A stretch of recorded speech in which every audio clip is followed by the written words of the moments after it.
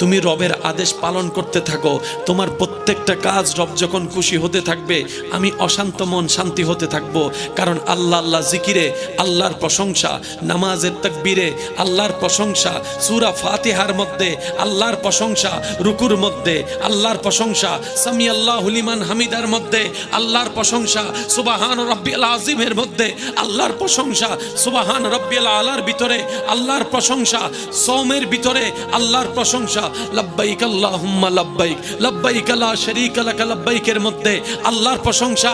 আল্লাহর প্রশংসা যেখানে, আমি অন্তর অশান্তি থেকে শান্তি হব সেখানে। তো সব সময় তো আমি হজ করতে পারবো না, সব সময় তো রোজা রাখতে পারবো না, আমি কিভাবে তোমাকে শান্তি করব? বলে যে সব সময় করতে না পারো সমস্যা নাই, যতটুকু পারো আল্লাহর আদেশ নবীর আদেশ পালন করতে থাকো। আমি অন্তর সারাক্ষণ 24 ঘন্টা খাওয়াইতে হয় না, খাওয়ানোর মতো খাওয়াইতে জানলে আমি অনেক দিনেই প্রশান্তি হয়ে যাই। বলেন সুবহানাল্লাহ।